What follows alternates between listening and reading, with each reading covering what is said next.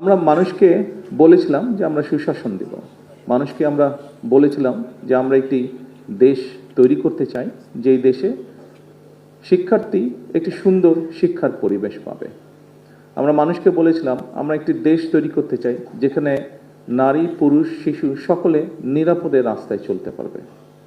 আমরা মানুষকে যখন স্বৈরাচারের বিরুদ্ধে ফ্যাসিবাদের বিরুদ্ধে আমরা আন্দোলন করছিলাম তখন আমরা বলেছিলাম যে আমাদের উপরে যেরকম অত্যাচার নির্যাতন হচ্ছে, যেরকম গুম খুনের শিকার হচ্ছে রাজনৈতিক দলের নেতাকর্মীরা, আমরা চাই দেশে এমন একটি রাজনৈতিক পরিস্থিতি হোক যেখানে আমরা ডিবেট করব, কথা বলবো, কিন্তু এরকম পরিস্থিতি আমরা তৈরি হতে দেব না। এরকম অনেকগুলো আমরা কথা বলেছিলাম।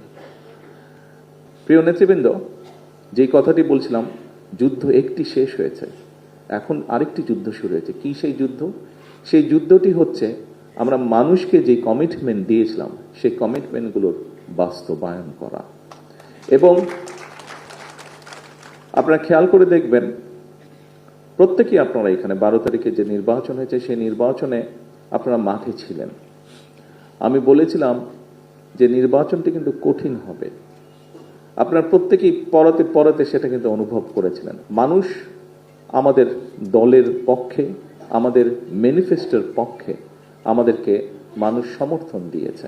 যে নির্বাচনের আগের দিন পর্যন্ত এই ম্যানিফেস্টোটি ছিল বাংলাদেশ জাতীয়তাবাদী দলের ম্যানিফেস্টো। নির্বাচন হয়ে যাওয়ার পরে এবং ফলাফল বের হবার পরে, আমরা বিশেষ করে সরকার গঠন করার পরে এই ম্যানিফেস্টোটি আমাদের সরকারের তথা বাংলাদেশের জনগণের ম্যানিফেস্টোতে পরিণত হয়েছে। কারণ 52% মানুষ যারা ভোট দিয়েছে, 52% মানুষ এই ম্যানিফেস্টোর পক্ষে রায় দিয়েছে। কাজেই প্রিয় নেতৃবৃন্দ, আমাদেরকে এখন এই ম্যানিফেস্টোতে আমরা যা যা বলেছি আমাদের সর্বোচ্চ দিয়ে সরকারকে চেষ্টা করতে হবে এই ম্যানিফেস্টোর বাস্তবায়ন করার জন্য। কিন্তু সরকারটি গঠন হয়েছে, আমরা কি বলি, বিএনপি সরকার বলি, কিন্তু তাই নয় কি?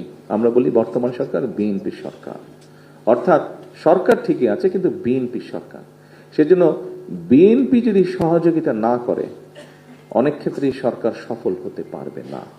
এবং বিএনপির সফলতা তখনই নির্ভর করছে যখন আপনারা এখানে উপস্থিত প্রত্যেকটি মানুষ এবং আপনারা যাদেরকে নেতৃত্ব দিচ্ছেন তাদেরকে সাথে নিয়ে সরকারের পেছনে এসে না দাঁড়ান। তা এর বাইরেই হলে আমরা সরকারকে কাঙ্ক্ষিত লক্ষ্যে নিয়ে যেতে পারবো না।